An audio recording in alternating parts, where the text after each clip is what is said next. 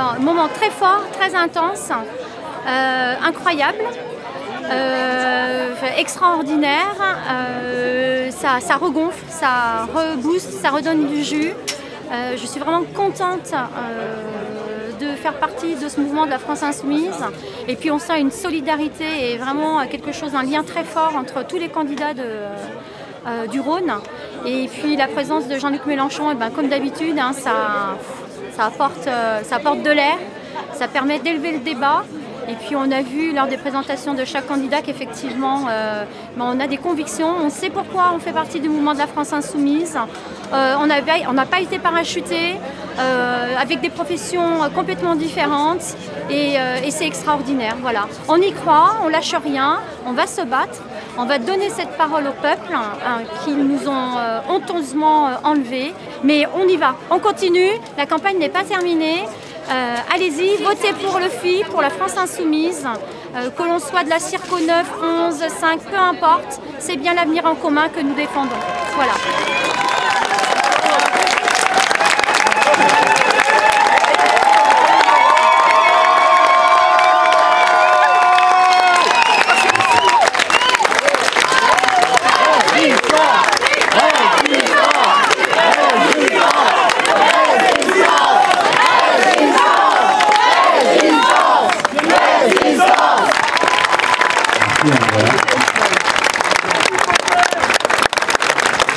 Merci à vous d'être là, hein.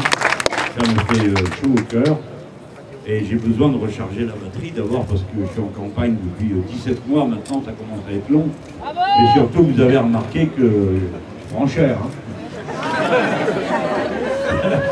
Un mot de trop dans un discours, paf, 4 jours de polémique. Alors, à qui on fait ça dans ce pays? Ils ont fait une émission de radio dont le titre était Mélenchon est une fou. Et vous avez compris pourquoi ils font ça. Parce que en frappant comme ça, on essaye de discréditer. Alors pas vous, parce que vous êtes assez malin, vous comprenez que tout ça c'est une lutte. Et qu'en effet, nous avons l'intention de devenir majoritaire dans ce pays. Et il ne faut quand même pas vous figurer que les autres vont se laisser dépouiller comme ça, en disant « Ah, ben comme c'est intelligent ce qu'il dit ». Non, c'est pas ça.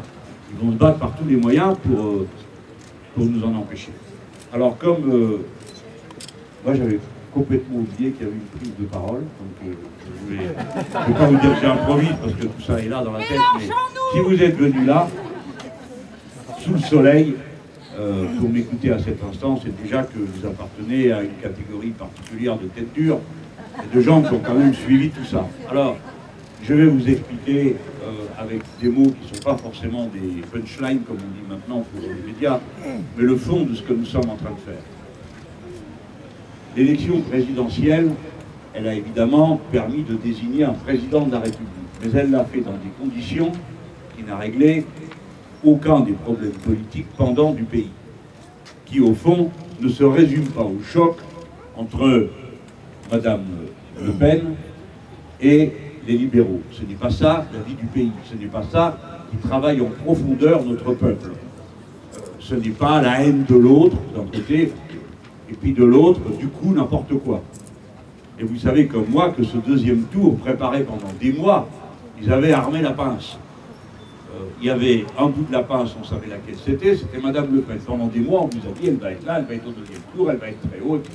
Et puis on poussait les gens dans le dos, tout de suite, allez, préférez M. Juppé, M. Tartebuche, M. je ne sais pas quoi, plutôt que Madame Le Pen. Vous vous rappelez de cette longue période pendant laquelle il était déjà interdit de penser et d'avoir la moindre idée qui sorte de ce cadre prévu. À la fin, ce qu'ils ne savaient pas, c'est qui serait la deuxième partie de la pince. Est-ce que ça serait le candidat des Républicains ou est-ce que ce serait M. Macron? Le candidat des Républicains s'est pris les pieds dans ses vestons et dans ses costards. Pendant 5 semaines, on a été privé de débat politique, on a discuté du prix des costumes et des emplois de la famille Fillon. Sujet qui, honnêtement, bon, passer tout ce qu'on peut dire sur la morale et le reste, enfin, franchement, c'est d'un intérêt extrêmement limité. Pendant ce temps-là, toutes les grandes questions, elles roulent, hein, les amis. Alors, à la fin, évidemment, vous mettez Madame Le Pen. Déjà, vous mettez Madame Le Pen. Rien que cette formule, nous, il faut qu'on y réfléchisse. On vous avait dit pendant 1 an que c'était elle. Et à la fin, c'est de moi qui s'occupait. C'est-à-dire de nous. Et pendant 15 jours, on a eu une campagne de démolition entièrement ciblée contre moi. Pourquoi? Donc vous avez vu le résultat à la fin.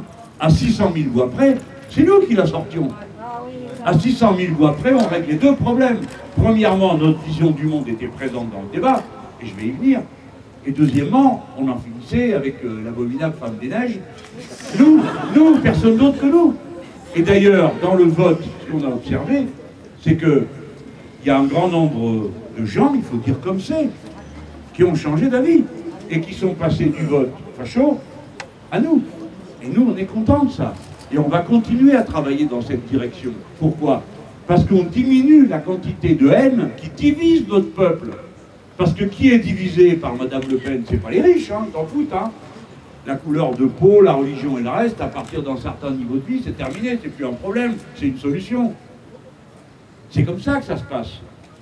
C'est nous qui sommes divisés par elle. C'est parmi les nôtres. S'ils doivent se regarder en coin, parce qu'ils n'ont pas la même couleur de peau, parce qu'ils n'ont pas la même religion. Donc ça divise dans l'entreprise, dans la lutte, dans le syndicat, dans la vie de tous les jours. Donc les premiers intéressés à éradiquer l'extrême droite, c'est nous.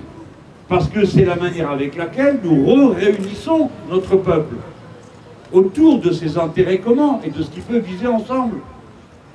Eh bien moi je suis content de pouvoir dire aux gens, oh là là, on savait que vous étiez fâchés. On le sait que vous êtes fâchés, même très fâchés, mais vous n'êtes pas obligés d'être fachos. Vous pouvez rester fâchés et pas être fachos. Mais pour faire ça, il fallait être capable de deux choses. Premièrement, rompre absolument et totalement avec la tambouille, avec les arrangements, les accords. Les premiers tours, je te mets des gifles, deuxième tour, je t'embrasse. Et que ici je te fais une alliance, que c'est pas la même dans le canton d'à côté, dans la circonscription de là-bas, et que ici c'est la soupe au sigle avec l'un et l'autre, et puis là-bas c'est la soupe au sigle avec un autre. Tout ça c'est terminé. Nous ne demandons à personne l'autorisation de pouvoir défendre nos idées telles qu'elles sont et telles que 7 millions de personnes nous en ont donné le mandat. Bravo!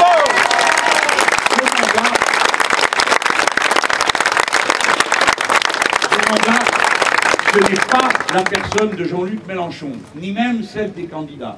C'est le programme d'Avenir en commun. Nous admettons qu'on ne soit pas d'accord avec nous, nous le comprenons, et nous sommes des démocrates. Donc nous admettons qu'il y a des gens qui n'ont pas la même idée que nous, et nous sommes pour qu'on puisse discuter. Mais personne ne nous fera retirer un mot de ce que nous avons décidé de proposer au vote du peuple français. Pourquoi? Parce que le plus important à cette étape, c'est ça la deuxième condition qui fait qu'on convainc du monde, c'est que ça ne sert à rien d'aller expliquer aux gens l'ampleur de leur misère. Parce qu'ils la connaissent. Et que s'ils ne mettent pas les mêmes mots et les mêmes analyses que nous derrière les causes, s'ils ne sont pas spontanément en état de dire « oui, je reconnais la trace de l'action du capitalisme, oui, j'ai compris que c'était la finance qui aspire le sucre de la société pour permettre l'accumulation qui fait que dans notre pays, il y a record d'Europe des millionnaires et qu'en même temps, on a 9 millions de pauvres, s'ils ne sont pas capables, toujours et pour toutes les raisons qu'on connaît, et on ne peut pas leur en faire grief, d'identifier les causes de leur situation. Pour autant, ils sont parfaitement capables de comprendre de quel côté il peut y avoir des solutions. Et ce qui est la caractéristique du programme L'Avenir en commun, c'est que ce n'est pas un programme de vœux pieux, c'est un programme qui a pris dans la société tout ce qu'elle avait produit au cours des 15 dernières années dans les réseaux associatifs et syndicalistes et l'a transformé en un programme politique. Nous avons donc la réponse concrète, chiffrée aux questions qui se posent. Et nous disons ce qui est normal. Je vais finir par ça. Ça va prendre du temps, ne croyez pas que ça va être rapide.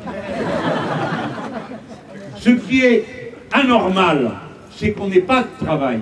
Ce qui est anormal, c'est qu'on ne puisse pas se transporter. Ce qui est anormal, c'est que les enfants n'aient pas le nombre suffisant d'enseignants pour s'occuper d'eux. C'est ça qui est anormal. Ce qui est normal, c'est l'inverse. Des moyens de transport, du travail, des payes décentes, qu'on s'occupe des plus anciens et qu'on s'occupe des plus petits.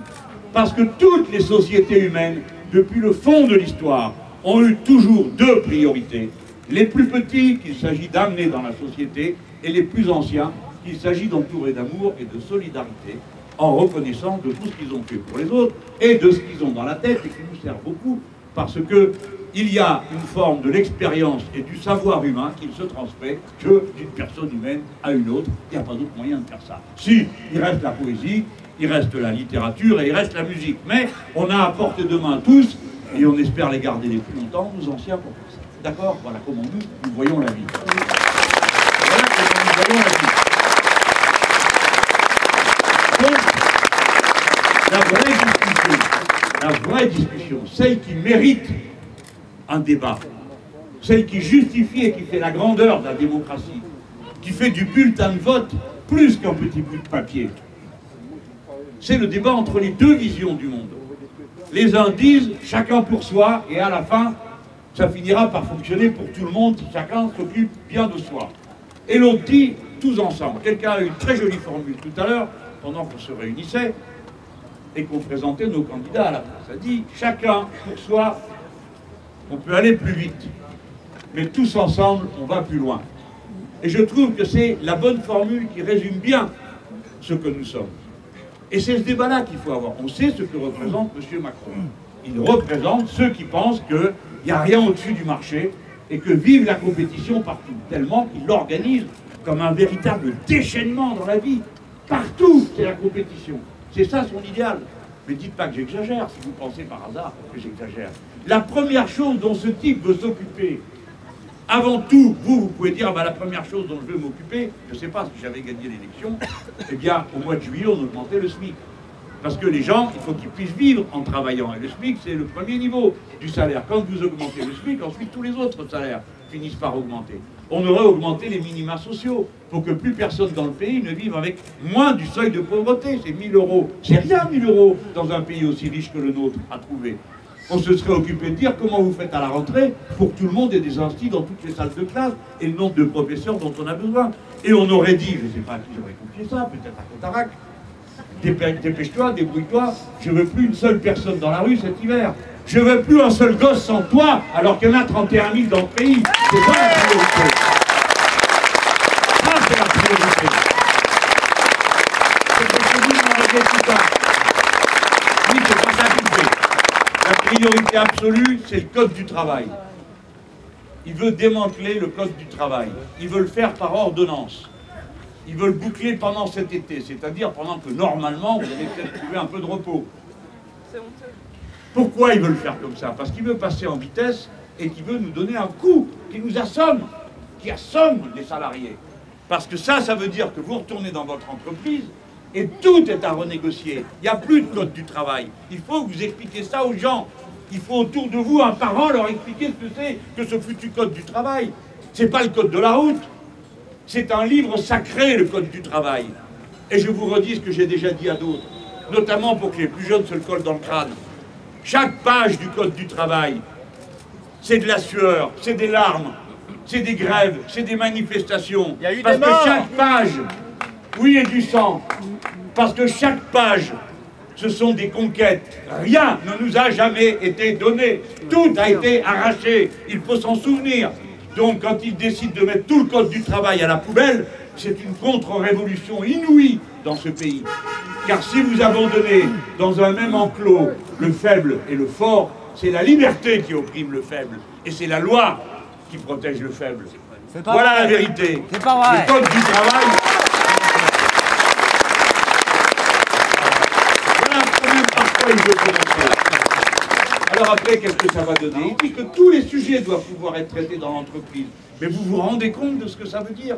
Il n'y aurait plus de loi sociale. Vous connaissez l'ordre aujourd'hui, hein? La loi, l'accord de branche, l'accord d'entreprise. On a le droit d'avoir un accord de branche s'il est meilleur que la loi, et on a le droit d'avoir un accord d'entreprise s'il est meilleur que l'accord de branche ou que la loi. Et là, c'est terminé. Tout ça est balayé.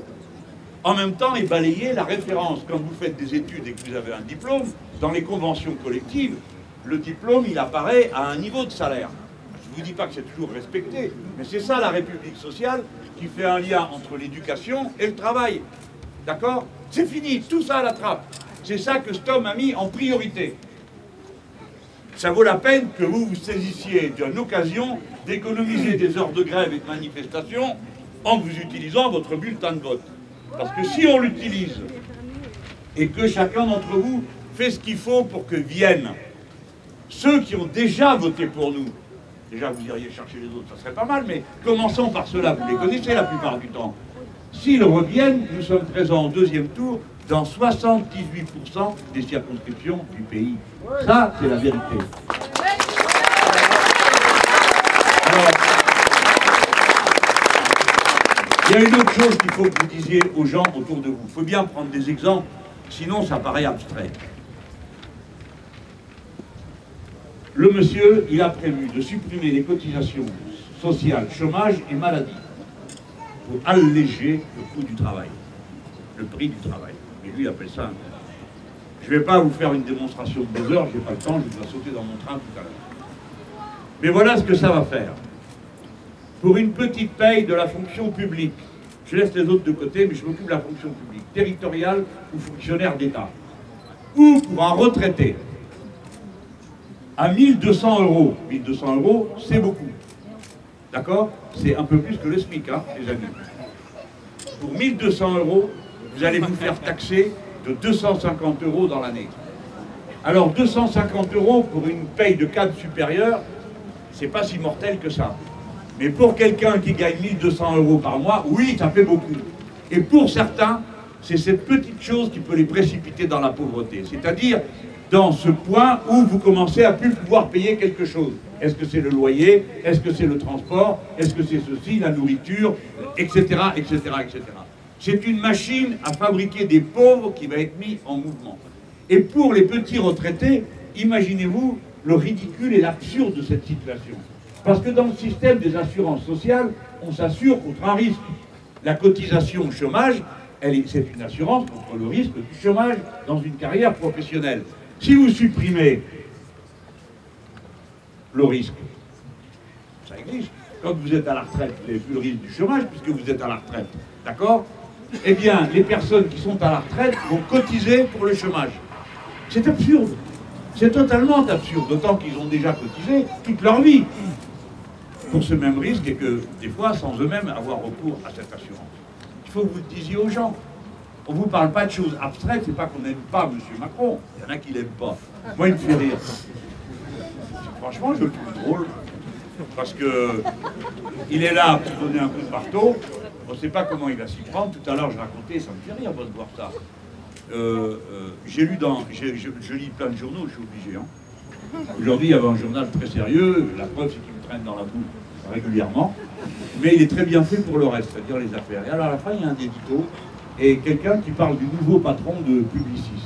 Et il est comme M. Macron, 2 points, parfait. Alors vous qui croupissez dans l'humanité ordinaire, hein, ça vous impressionne. Hein. Et j'ai dit, à moi, je suis très admiratif. Le journal du dimanche, ils avaient mis à la première page « Macron séduit le monde ». Ouh, jaloux. Il y a des gens qui protestent, qui disent comment seulement le monde et pas l'univers? Et alors, et les Martiens et les Vénusiens, ils sont pas séduits? Vous ne trouvez pas ça extraordinaire? Cette machine à essayer de bourrer le crâne. Mais quelle erreur! Quelle erreur! Évidemment, ça vous met en rage au début, ils se foutent de nous. Mais quelle erreur! Pour qui prennent-ils les gens? Qui parmi vous croit une chose pareille? Personne! Il suffit que je vous raconte ça, vous vous marrez tous, vous souriez. Donc imaginez-vous que nous sommes des millions à ne pas croire à ce genre de baliverne. Et évidemment, les gens après se disent, mais pour qui ils me prennent? Pourquoi ils me prennent pour une cruche à ce point? Et les gens commencent à comprendre que c'est un rideau de fumée. Et que ce rideau de fumée est destiné à ce qu'on ne parle pas du reste. Là, on est en train de parler de M. Ferrand. D'accord? Mais non, mais d'abord, on s'est déjà tapé 6 semaines des costards à Fillon. Là, on est reparti pour un tour avec les affaires du Crédit Mutuel de Bretagne. Alors, ok, on n'est pas d'accord et tout, mais c'est pas le sujet. C'est pas le sujet. Vous devez faire vivre les solutions qu'on a mis dans le programme. Mais vous pouvez quand même faire remarquer que puisqu'ils sont en train de parler de moralisation de la vie publique, ça tombe bien, dorénavant, c'est comme auparavant. Vous avez remarqué? Bon, on me dit, est-ce que vous demandez la démission de M. Ferrand? Non, non, pas du tout, je suis pour qu'il reste là, parce que comme ça dégoûte tout le monde. C'est parfait, il faut qu'il reste là. Alors ils sont bien, hein. Pour une fois, c'est gentil, non? C'est pas sectaire, c'est pas violent. Est-ce qu'il faut démissionner? Non, laissez-le. C'est cool. Je fais des progrès. Mais, je dis à M. Bayrou, les a reçus hier avec une petite délégation. On parle de moralisation de la vie publique. Bon, il a présenté tout à l'heure, une demi-heure, il a présenté ses idées. Mais moi, je lui dis, écoutez, il y a plein d'idées, en effet, on peut discuter. Mais pourquoi il y en a une dont vous ne voudriez pas? Réfléchissez-y. Demandez au peuple ce qu'il en pense, c'est tout. Si vous voulez moraliser la vie publique, donnez au peuple la possibilité de renverser ou de chasser ses élus quand ils estiment qu'ils ont commis un acte qui n'est pas conforme à l'idée publique.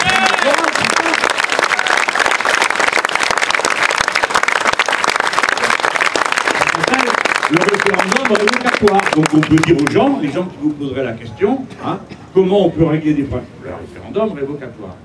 Alors on nous disait, oh là là, ça va être la pagaille dans ce pays, je sais pas quoi, mais pas du tout, les gens sont pas stupides, ils ne se mobilisent pas pour n'importe quoi. Et puis dites donc, c'est quand même pas moi qui ai dit que le cas de M. Ferrand serait réglé par les urnes. C'est le Premier ministre et le Président de la République, vous l'avez entendu comme moi. Si donc on peut régler le cas de M. Ferrand dans les urnes dans sa circonscription, pourquoi on ne pourrait pas régler le problème des autres quand le problème se présente, même si ça ne correspond pas à une période électorale, voilà. Donc c'est eux qui nous ont donné raison. C'est nous qui sommes cohérents, c'est eux qui sont absurdes. Ils sont pris à leur propre réponse. Voilà. Je ne vais pas passer sur tous les sujets comme cela, mais je vais vous dire, Ferrand, c'est un hors d'œuvre. Patience les gens, hélas pour nous, ce gouvernement est rempli de lobbyistes. Rempli. Il n'y en a jamais eu autant. Le Premier ministre lui-même est un lobbyiste du nucléaire. Il y a 19 réacteurs nucléaires qui vont arriver en fin de vie pendant ce mandat. Qu'est-ce que vous croyez que l'ancien lobbyiste d'Areva va faire? Certainement pas la transition énergétique. Et c'est le moment où on va se poser des questions sur ce qui faisait au juste chez Areva. Et puis après, vous allez avoir la ministre du Travail, qui était une ancienne de chez Nestlé, dont le directeur de cabinet est l'ancien directeur adjoint du MEDEF. Alors voilà des métiers de la société civile, comme ils disent. Nous, on est la société militaire, c'est-à-dire qu'il y a des enseignants, des inspectrices du travail, qu'est-ce qu'on m'a montré tout à l'heure, des chercheurs, des éducateurs, voilà. C'est tout ça. C'est ça nos candidats. Mais réfléchissez-y. Arrêtez un instant dans votre esprit que c'est la première fois qu'on voit une chose pareille. Qu'il y en a autant, non seulement dans le gouvernement, la ministre de la Santé, qui a comme directeur de cabinet un ancien des assurances privées, qu'est-ce que je dis un ancien, qui était encore il y a 8 jours.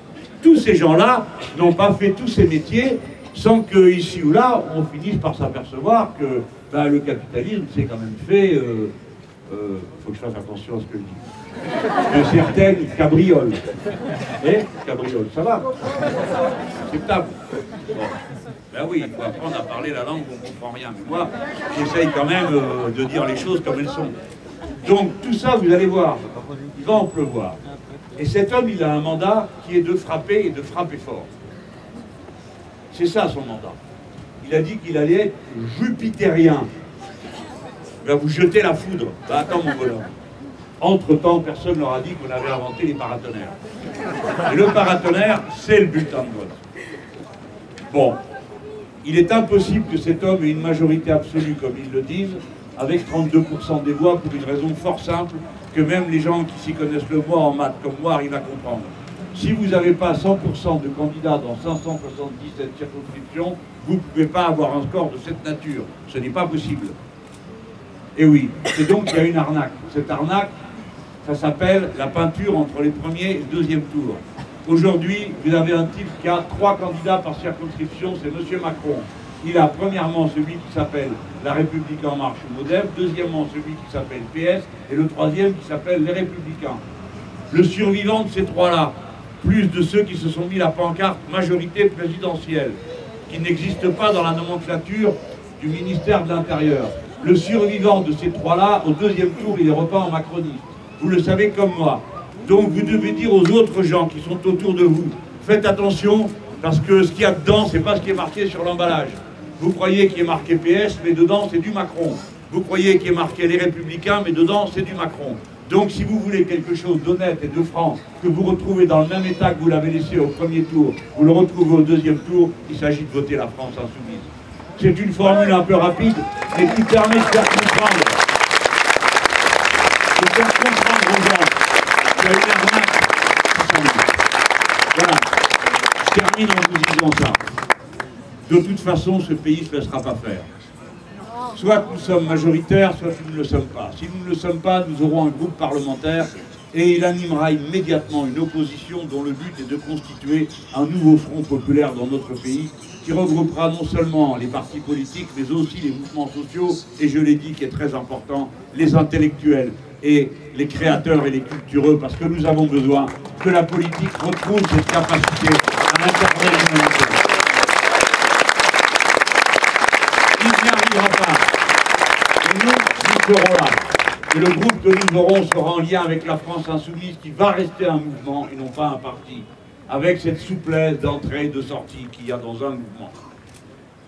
Et vous autres, ce que vous devez faire, c'est mettre votre intelligence et votre savoir en partage avec les autres. Ne croyez jamais que ça ne sert à rien.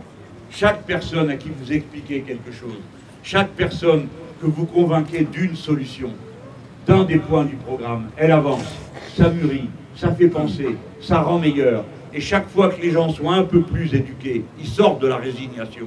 Chaque fois qu'ils comprennent qu'on peut faire autrement, eh bien du coup ils reprennent du goût pour le futur. Ils se désespèrent moins. Ils sont moins à regarder en arrière ou à mâcher des cendres en se disant « mais qui m'a foutu dans une mouise pareille ?» Et vous savez comme moi que l'art du système, c'est de culpabiliser les gens. C'est que les gens se rendent responsables de leur pauvreté, se rendent responsables de leur chômage, se rendent responsables de toutes les difficultés qu'ils rencontrent dans la vie, alors qu'ils n'y sont pour rien, et qui sont débordants d'affection, d'envie de bien rendre service à tout le monde, d'être utiles dans leur métier, de penser, d'agir, de faire des choses qui soient belles et bonnes. Faites avancer l'esprit public.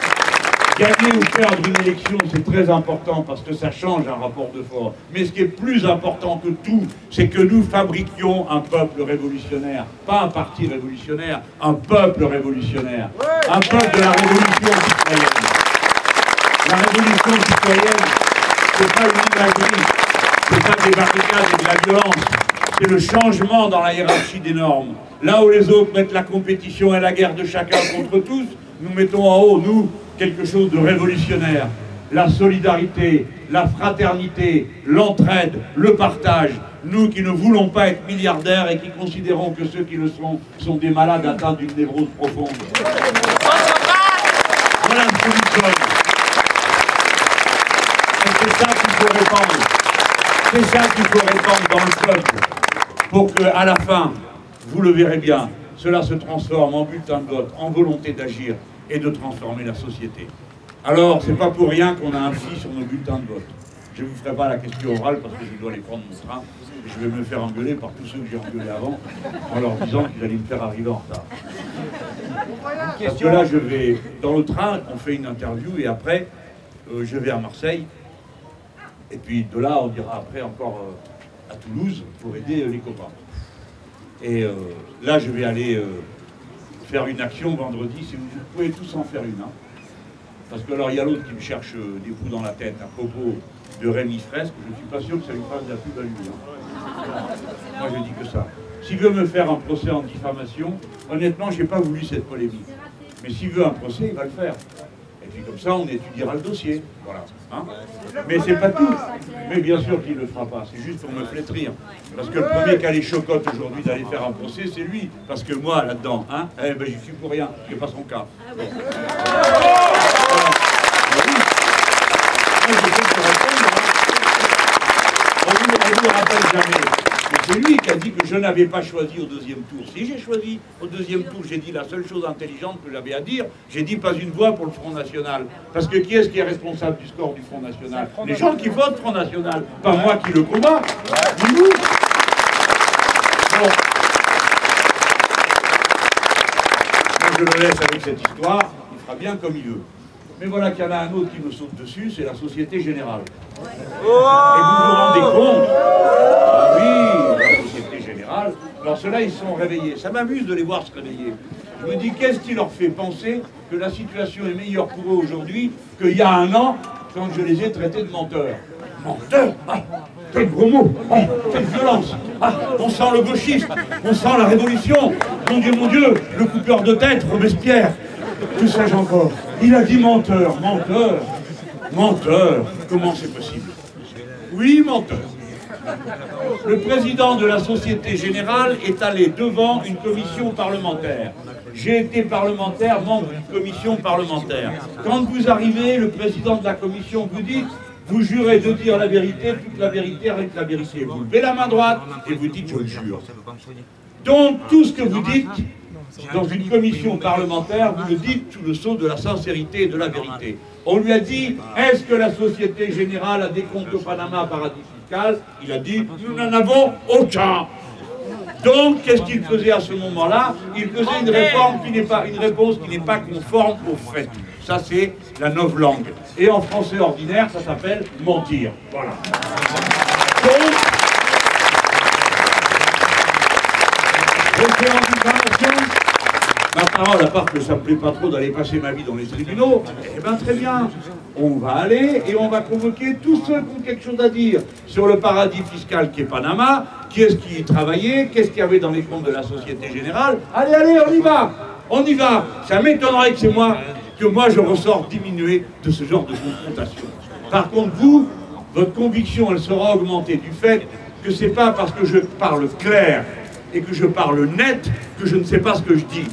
Et quand je dis qu'un ministre de l'Intérieur a une responsabilité en tant que chef de son administration, quand il a donné des ordres d'une action d'une particulière sévérité qui a consisté à tirer des grenades offensives avec des gendarmes sans qu'il y ait un seul civil pour donner les ordres, alors ce n'est pas faire face à sa responsabilité que d'être resté ministre après qu'il y a eu un mort. Ça se passe à rage de voir mort.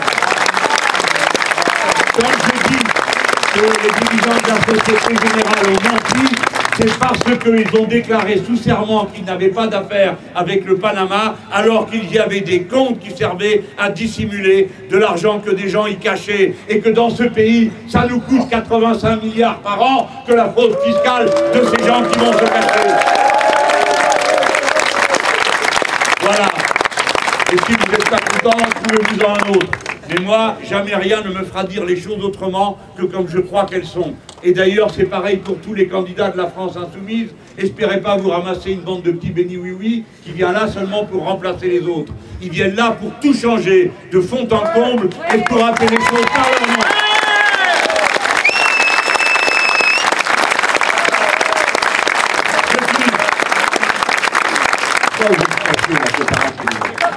Qu'est-ce qui est marqué sur notre bulletin de vote?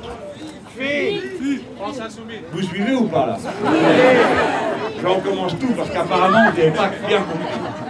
C'est dimanche, vous êtes partis pour aller voter et vous vous dites je vais voter tôt, comme ça je rentre avec les croissants et tout le monde sera content à la maison. Vous arrivez dans le bureau de vote, bah alors on ne rappelle plus le nom du candidat. Quelle erreur. Vous appelez à la maison, pas de bol, tout le monde dort. Comment allez-vous reconnaître d'un seul coup votre bulletin de vote? Au fil. Voilà. Bon, je ne vais pas faire durer, je ne vous dirai pas tout le reste. Alors maintenant, on va voir. Non mais FI, pourquoi? Parce que FI, France Insoumise, c'est la lettre grecque. C'est aussi les Grecs qui ont inventé la démocratie. Mais c'est le FI de philosophie. Et philosophie, c'est l'amour de la sagesse. Et nous, nous sommes le mouvement de la sagesse. Pourquoi? Enfin, qu'essaye d'être sage. Parce que nous visons l'harmonie entre les êtres humains et l'harmonie entre les êtres humains, la nature et les animaux. Parce que c'est comme ça que se formule aujourd'hui le nouvel humanisme radical du XXIe siècle. Quand l'humanisme est revenu au XVIe siècle, c'est parce que les textes revenaient grâce aux Arabes. Les textes sont revenus de l'Antiquité.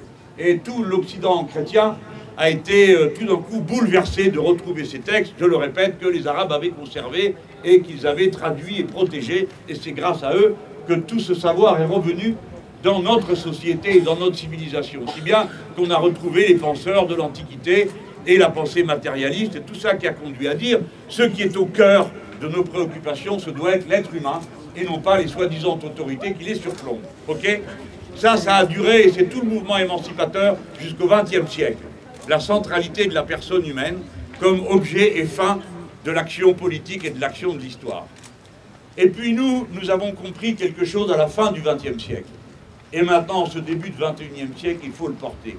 La centralité de l'être humain, elle ne prend tout son sens qu'en relation avec l'écosystème dans lequel il y a place pour la vie humaine. C'est-à-dire qu'on ne peut pas penser l'être humain, l'homme, la femme, semblables les uns aux autres si on ne tient pas compte du fait de toute la biodiversité qui l'entoure et qui rend possible cette vie humaine. Et si la conscience est apparue parmi les êtres humains, c'est sans doute que cela répondait à une nécessité qui peut-être est dans l'ordre de la nature elle-même. Engels, ça vous dit rien, mais moi ça me dit, à quelques-uns ici. Non mais, je dois vérifier si vous suivez. Attendez, une fois j'arrête la péniche et je dis aux gens, et Antigone de Sophocle, ça vous dit rien? Les gens disent si. Je dis, et celle d'Anouilh? Si. Enfin, il faut dire qu'on était dans un quartier un peu bobo. Et je me suis dit, alors bravo, le peuple français, il sait tout. Donc, tout le monde sait ici qui est Engels, dans un livre qui s'appelle La dialectique de la nature.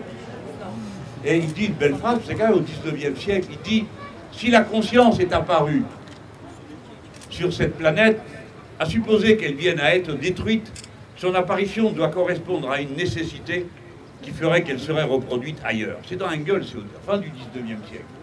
Donc nous devons considérer que la conscience que nous avons des dégâts que nous provoquons dans la nature fait partie des mécanismes dont la nature dispose pour se protéger de ces dégâts. Autrement dit, si nous sommes conscients de la prédation que nous effectuons à 7 milliards et bientôt à 11, alors c'est à nous que revient le devoir de mettre en œuvre les process de production et les manières de consommer qui tournent le dos à ce qui était possible lorsque nous n'étions que 2 milliards, quand moi je suis né, et quelques autres dans cette salle. Parce que c'est devenu insupportable. C'est grâce à la conscience que nous en avons que nous pourrons transformer ce qui apparaît aujourd'hui comme une fatalité et que nous allons pouvoir trouver une sortie par le haut. À condition de se servir de sa tête pour réfléchir et pas seulement pour admirer le monsieur qui fait tout le monde.